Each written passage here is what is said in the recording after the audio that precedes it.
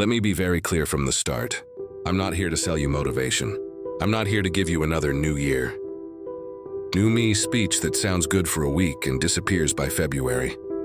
I'm here to tell you something uncomfortable.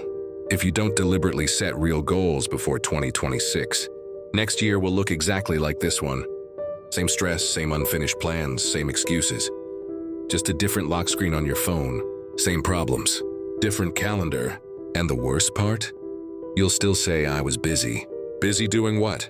Scrolling, overthinking, planning a version of your life you never actually execute. So before we talk about money, fitness, or success, we need to talk about the first goal.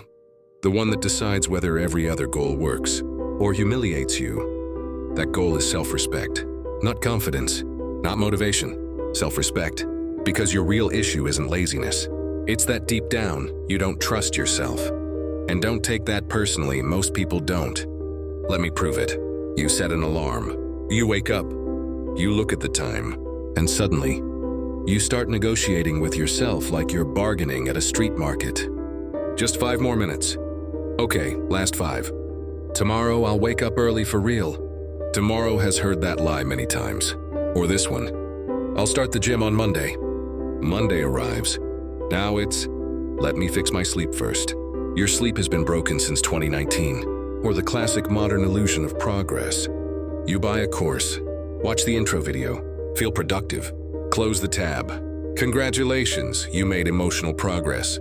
Nothing in your life actually changed. And here's the dangerous part. Nothing bad happened, so your brain learns a terrible lesson. I can break promises to myself and still survive. That's how self-respect quietly dies. No drama, no warning, just slow erosion. People think confidence comes from winning. It doesn't. Confidence comes from doing what you said you would do, especially when no one is watching. That's why average people with discipline outperform talented people with excuses. One group keeps promises, the other keeps explanations. This isn't about becoming extreme, it's about becoming reliable. In 2026, don't try to wake up at 5 a.m. Meditate for an hour, work out twice, and reinvent your personality. That's how people quit early. Instead, make small promises and keep them like your reputation depends on it. If you say 20 minutes, do 20 minutes, even if it's messy. If you say today, don't push it to someday. If you say no, stop renegotiating with yourself. Because once you respect yourself, something shifts. You stop restarting your life every January. You stop waiting for motivation. You stop feeling permanently behind. You don't move fast, you move forward. This is the first goal you lock in before 2026. Not money, not success, self-respect. Because if you don't trust yourself, why should life trust you with more? Now that we've locked in self-respect, it's time to talk about something people love to ignore until their life starts falling apart. Your energy. Not your weight, not your abs, not how you look in a mirror or on Instagram. Your energy. Because here's the truth no one wants to admit. You can have goals, ambition, and big plans, but if your body feels like it's running on 2% battery, none of it matters. A tired body creates a tired life. And most people are exhausted not because life is hard, but because they treat their body like an afterthought. You've seen the patterns. Some people sign up for a gym, go once, then turn their fitness journey into watching workout videos while eating junk food and wondering why nothing changes. Others go the opposite direction. They wake up at 6 a.m., do intense cardio, cut carbs, start meditation, drink green juice, and promise to become a new human. All on day 1. By Wednesday, they're emotionally attached to a pizza. Both approaches fail for the same reason. They chase results instead of energy. Energy isn't built through extremes. It's built through small, boring, consistent habits. Moving your body a little every day, even 10 minutes counts. Eating food that doesn't immediately make you regret your existence. Sleeping enough so you don't look like you lost a fight with life overnight. And yes, I know, work is stressful. Life is busy. Friends message at midnight. And your brain tells you, reply now or suffer forever. But let's be honest, you're not too busy. You're choosing convenience over energy. And convenience is sneaky. It feels fine today. But months later, you're tired all the time, irritated for no reason, and dragging yourself through life wondering when everything got so heavy. People who get this right don't think, "I want a six-pack." They think, "How do I have enough energy to survive my own life?" Energy to focus at work, energy to enjoy time with friends, energy to play games, create, think, and exist without feeling drained.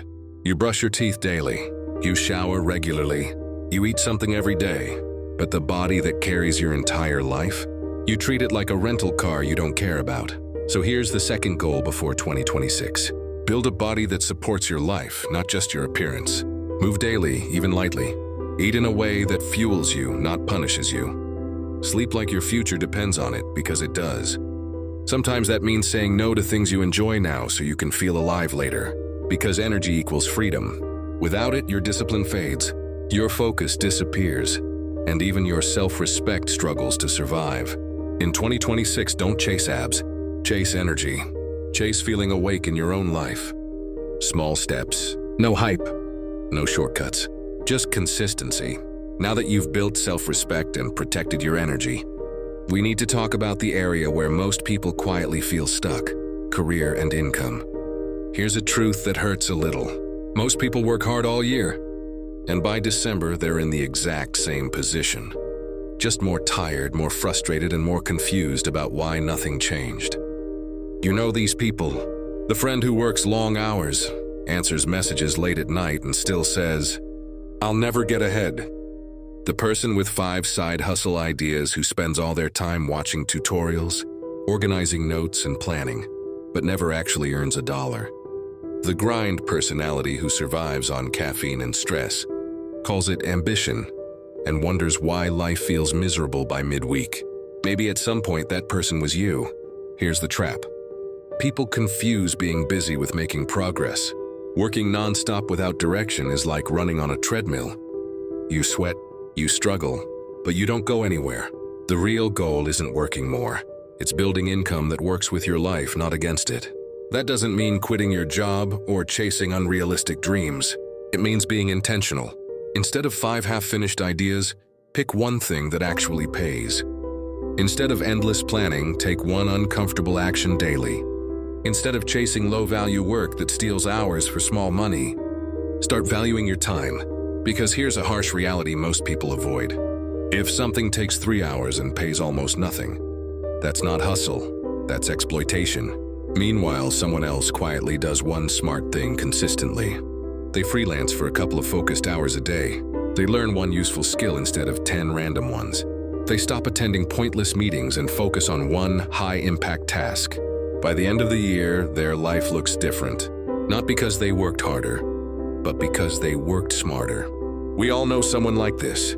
The friend who started something small and now covers their basic expenses without stress. The colleague who stopped saying yes to everything and suddenly has time, money, and peace. And then there's the opposite example.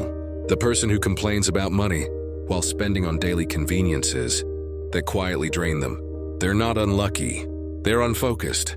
In 2026, stop glorifying exhaustion. Stop chasing titles that don't pay or impress anyone. Stop confusing motion with progress.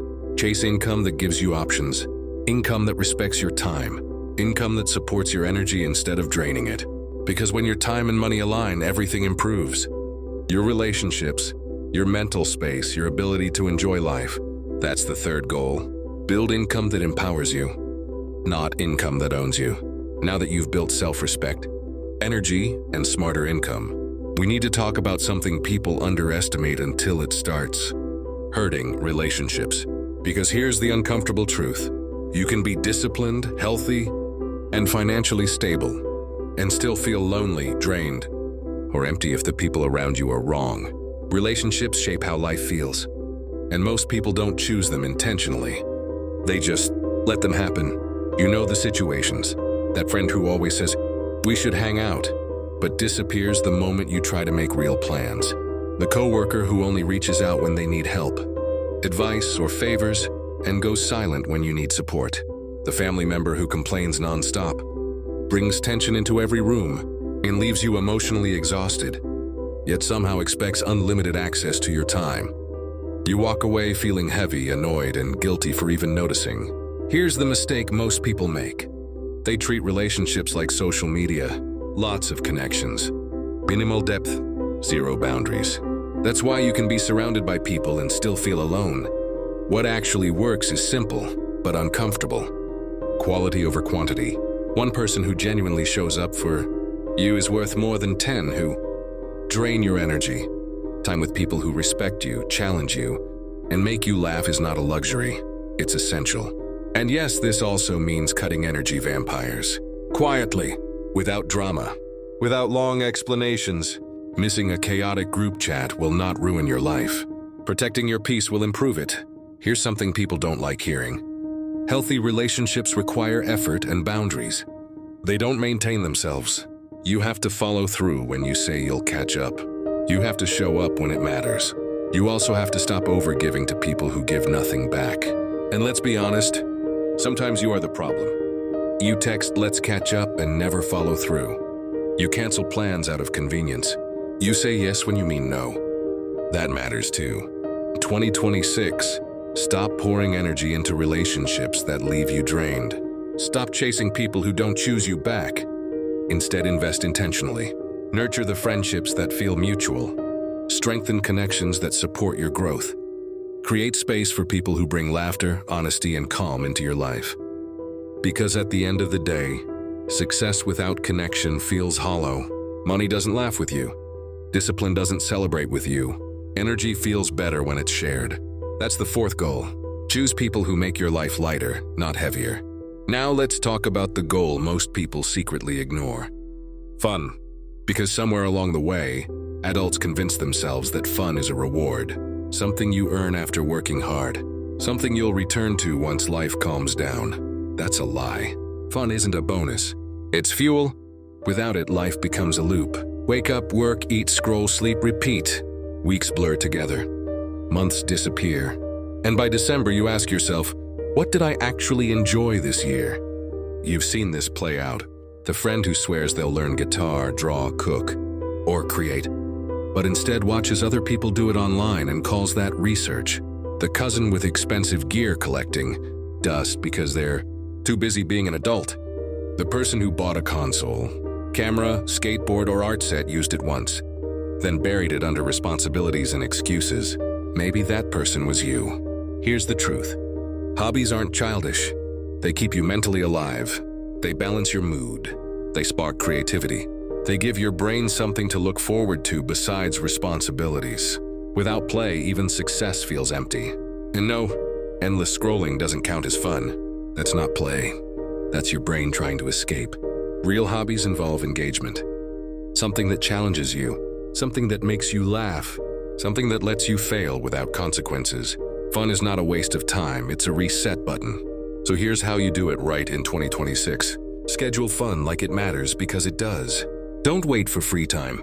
Free time never shows up on its own. Pick one hobby and commit to it. Even if you're terrible at it. Especially if you're terrible at it. Failure is part of the joy. Balance solo fun and social fun. Some days you need quiet creativity. Other days you need shared laughter and memories. And stop over-consuming entertainment instead of participating in life. Watching others live is not the same as living. Here's a reality check.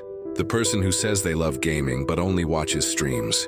The coworker who buys hobbies instead of practicing them. The neighbor who signs up for classes and never goes because it's inconvenient. Convenience kills joy. If you want 2026 to feel like a real life, not just a checklist, you have to play, create, laugh, experiment, fail, repeat. Fun fuels energy. Energy protects discipline. Discipline strengthens self-respect. And that's how all 5 goals connect. So lock this one in. Protect your hobbies. Honor your joy. Make time for things that remind you why you're doing all this in the first place. Because a life without play isn't success. It's survival. Thank you for listening. And if this helped you, don't forget to like, subscribe, and share it with someone who needs to hear it.